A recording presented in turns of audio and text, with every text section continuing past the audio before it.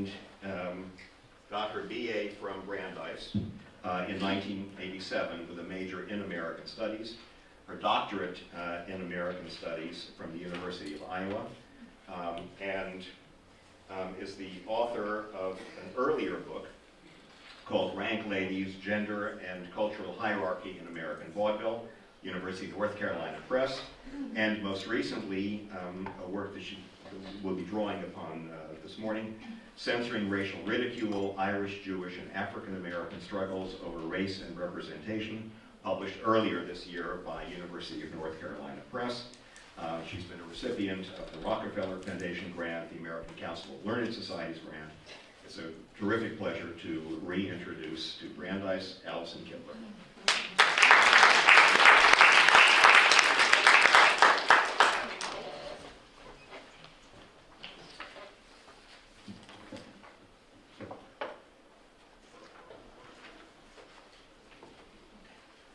It's a great honor to be back. I really appreciate being invited. So in 1987, Joyce was the supervisor for my honors thesis, and the topic for that was the history of employer-sponsored child care. Joyce was a generous and knowledgeable advisor, and I wonder now in retrospect kind of how we came up with that topic. And I think part of it had to do with the fact that I was a student volunteer in the Child Care Center, which was right next door to where American Studies used to be. Is it still there? Okay, good. All right, I don't think the Child Care Center is there either anymore, where it used to be. But I do remember Joyce bringing her daughter into daycare. She dropped her daughter off at Lemberg. I hope I'm not completely I really remember that, Joyce. Do you remember that? Okay, so I think we must have talked about that and then, kind of gone down the path of that being an interesting research topic. And then I also thought in retrospect, when I was going through similar daycare drop-offs myself as a young professor, I recalled back to Joyce, seeing Joyce at the daycare center too, because even though I knew other professors were also parents, I don't think I ever visibly saw anyone engaging in the work of actually juggling that the way I saw Joyce do, with great grace to balance it as well as she did. So Joyce was, as I said, generous, knowledgeable advisor on that senior thesis. But in retrospect, what I think is most interesting about that honors thesis was I never ever returned to any kind of research like it again. I don't think Joyce does any work like that either, exactly. But so nothing like that in graduate school or as a young professor. Instead, I became interested in many of the research topics that Joyce actually worked on in her career. So like gender and comedy, Jewish women's history, the history of popular culture. So even though we were doing something together that is valuable, I thought it was a good idea at the time, what I ended up really doing was more of what Joyce was really doing in her work. So I can pretty confidently say that if you want to try to follow in someone's footsteps, I highly recommend Joyce's feet. Or her path. I was thinking about footsteps. It's not her feet, it's the path. But so when someone made a joke about the ears, I thought, okay, I'll follow up with the feet. Okay, so I can highly recommend Joyce's path, even though I'm not presuming that I'm truly on the path, just that I'm trying to, follow in her footsteps in some ways. So you will find on this path many intriguing side trails off the main route. You'll see some dramatic new views along the way. She'll leave very informative signposts for you. And most importantly, because she's up there ahead of you, she remembers you. She looks back and she helps you out along the way. So it's been, in 1987, that's a long time ago, but I have stayed in touch with Joyce. She helps me all the time with my work, applications, anyway, she's always there, which is great. So it's a great path. Thank you, Joyce. As Stephen said, I finished a book recently about, it's called Censoring Racial Ridicule. It's about Irish, Jewish, and African American protests against racial ridicule, what they called racial ridicule in the early 20th century. These campaigns included Irish theater riots, and then other examples of protests would be like backstage advocacy or lobbying behind the scenes with theater owners and movie producers, as well as campaigns for laws banning racial ridicule in motion pictures. Or when I say racial ridicule, you might say like, well, that's what we would call hate speech today. So I'll talk more about that legacy, leading towards hate speech later. But today I just want to talk about one part of that book, which is the Jewish and African American support for, advocacy for, and support for race-based motion picture censorship laws. The main themes of the story are, first, the way that the two campaigns differed even as they ran parallel to each other and arrived at the same endpoint. The second theme is the affinity and the animosity between these two groups as they worked toward the same goal, which was the elimination of racial ridicule in motion pictures.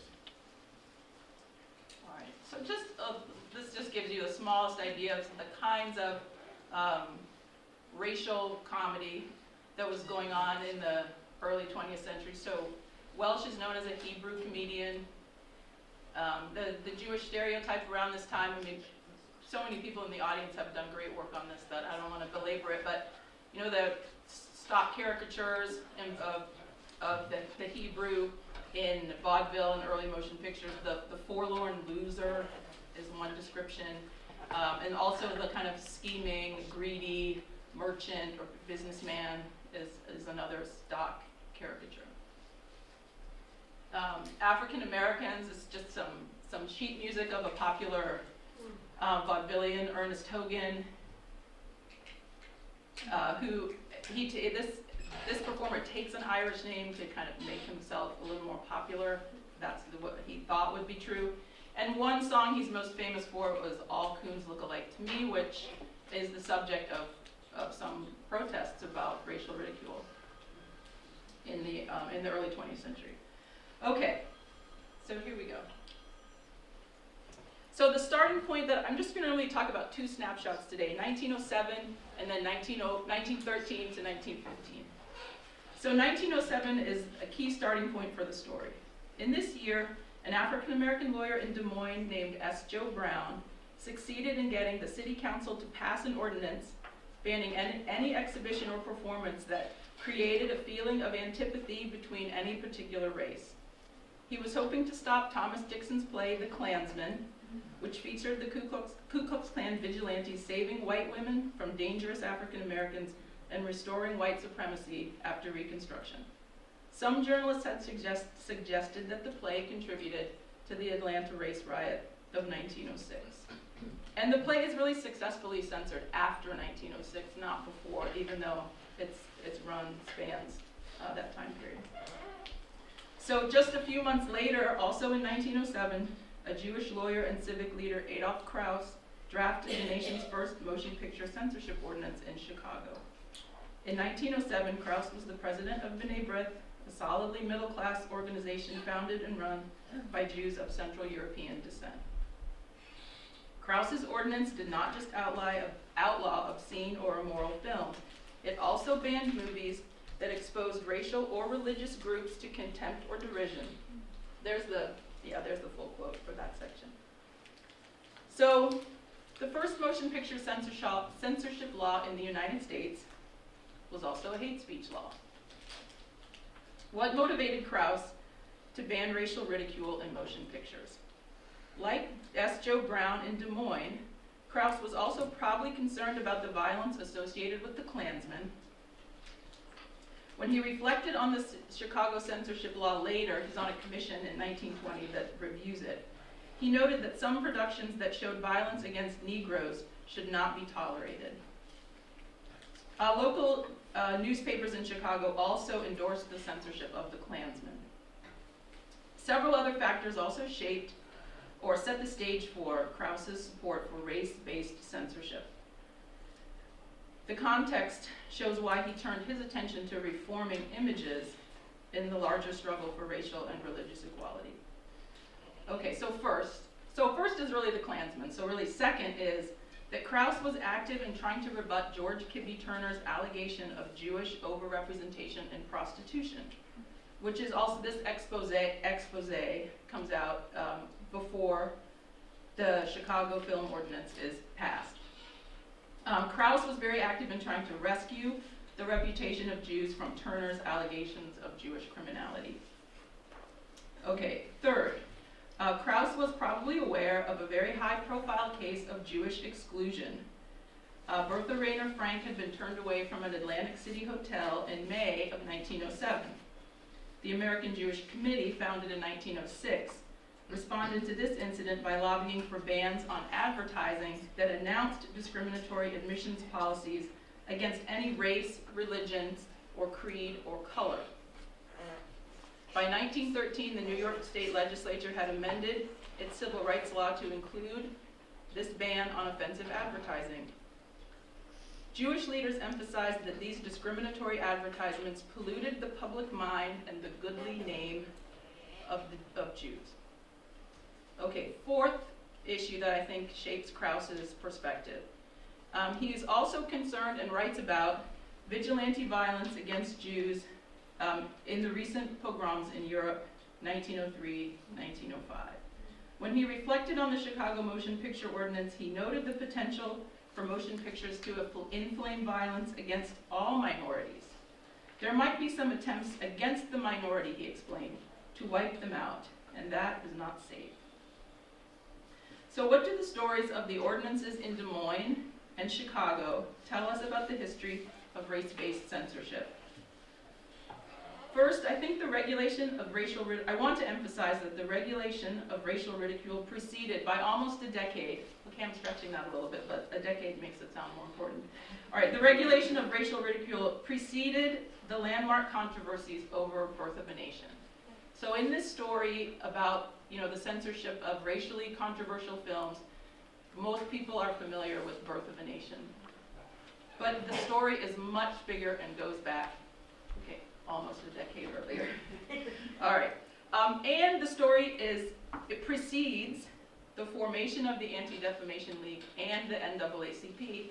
And those organizations really pick it up and are the prime movers of race-based censorship after that, but it starts before their form. Okay, second theme, I think, is that African American and Jewish activists had overlapping but not identical motivations for seeking censorship of racial insults. They are concerned about social exclusion, accusations of criminality, and fears of vigilante violence, but to very different degrees. And I'll talk more about that in a few minutes. Okay, the third lesson, I think, is that there are significant ties and tensions between Jews and African Americans surrounding this issue. Krauss, for example, was very specific about thinking about and including in the ordinance the defense of Jews as well as preventing violence against African Americans. Both African Americans and Jewish leaders were also concerned about discrimination in public facilities. If you think back to the exclusion of Bertha Frank from the Atlantic City Hotel. But Jews tended to emphasize the publicity surrounding that segregation rather than the segregation itself, in part because they did not want to be linked too closely to African American causes. Those particular leaders did not want to be linked too closely to African American causes. Okay, let's fast forward to the years between 1913 and 1915, when the censorship of racial ridicule expanded dramatically under the leadership of two organizations, the Anti-Defamation League and the NAACP. Okay. Concerned with anti-Semitism in Leo Frank's trial, Adolf Krauss, again, he's the central character here, he assembled 15 B'nai B'rith leaders in Chicago to establish the Anti-Defamation League in 1913. District 6 of the B'nai B'rith had already been doing anti-defamation work since around 1908 in its publicity committee. The Frank trial and lynching, and as other scholars, including Hazia, have shown so well, was an occasion for Jewish and African American bonding as well as animosity. So I'm not going to restate all the layers of that rich argument here. I'll just note that after the murder of Leo Frank, the Jewish press seemed to support anti-lynching laws to a greater extent, and that the Jewish press seemed to publicize African American lynchings more often after the case. On the other hand, some articles in the Jewish press placed more blame for the murder of Mary Fagan on the black janitor at Frank's factory. Okay, so it's a complicated story, and we can sort that out more in question and answer if you want. The Anti-Defamation League's founding statement reached beyond the protection of Jews. Its ultimate purpose was to end unjust and unfair discrimination against any group of citizens, and to end the ridicule, they use that word, the ridicule of any sect or body of citizens.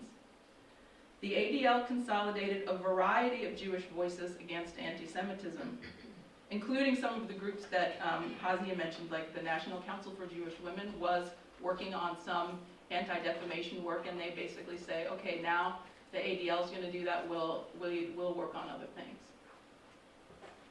The ADL, from its inception, promoted the state censorship of racial ridicule. It pioneered race-based motion picture censorship in the state and city censorship boards that were expanding across the country. Around the same time, the NAACP backed state censorship of racial ridicule as part of its national anti-lynching campaign. African Americans faced around 60 lynchings per year between 1910 and 1920, after peaks in the 1890s. The NAACP fight against lynching relied heavily on what W.E.B. Du Bois called publicity. The NAACP emphasized factual journalistic exposés of lynching to debunk myths and to shape public opinion. All our work, Du Bois announced in 1914, might be characterized as publicity work. In 1915, the NAACP turned its attention to stopping The Birth of a Nation, a film based on The Klansman, which you now know had its own censorship controversies in 1907. The film, like the play, made heroes of the lynch mob and cast African Americans as lewd predators. When the NAACP tried to stop the movie, it often used the laws that the ADL had written and lobbied for. This kind of overlap was possible because the ADL chose inclusive wording for its model motion picture ordinance. It debated crafting an ordinance only to ban the ridicule of a religious group, but instead settled on trying to outlaw movies that maligned any race or religion.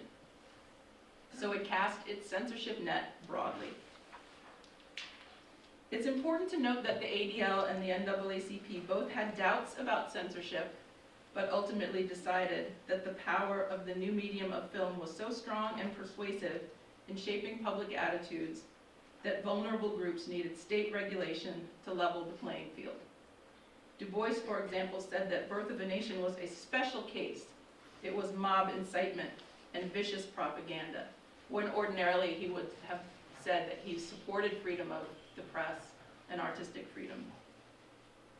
In 1915, while African Americans fought against Birth of a Nation as part of the NAACP's anti-lynching campaign, Jewish leaders advocated the censorship of a wide variety of films about the Leo Frank trial and lynching. The Chicago Censorship Board, for example, stopped one movie, The Frank Case, for tending to create contempt or hatred for any class of law-abiding citizens. Okay.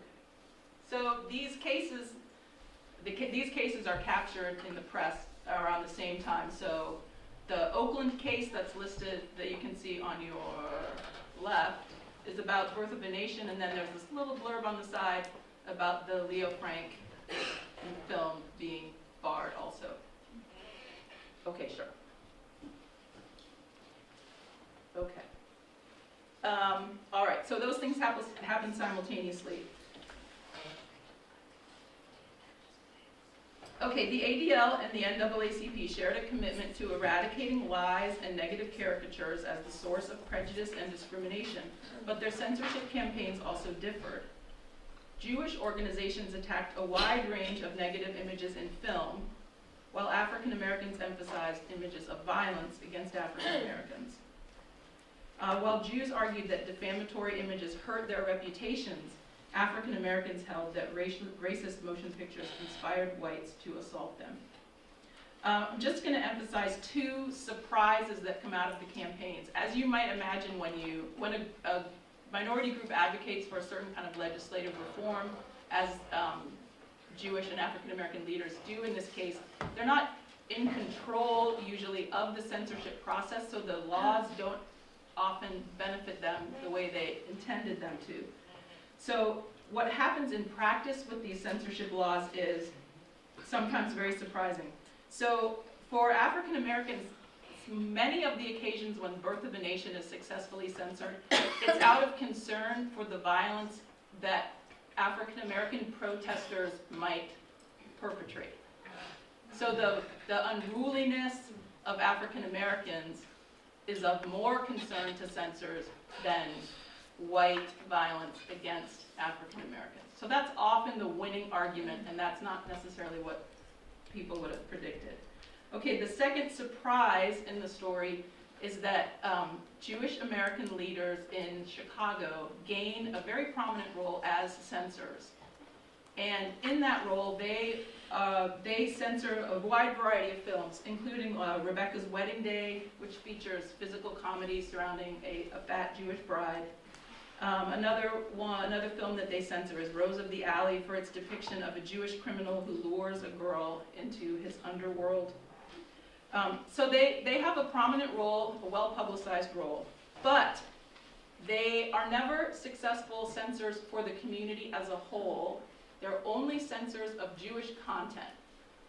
And what happens then with that kind of censorship is Jewish censorship in Chicago becomes kind of a laughingstock for censorship around the country, so that free speech advocates look to Jewish censorship in Chicago and say, see how censorship can be politicized? See how a small minority gains control of censorship? Isn't this ridiculous?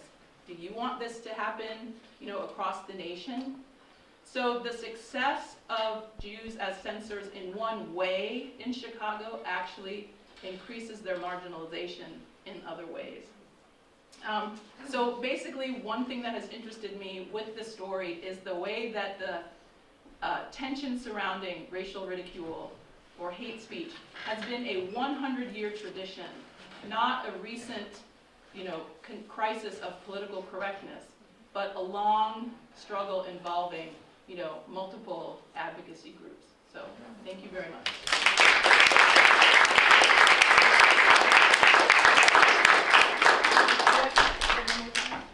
One time?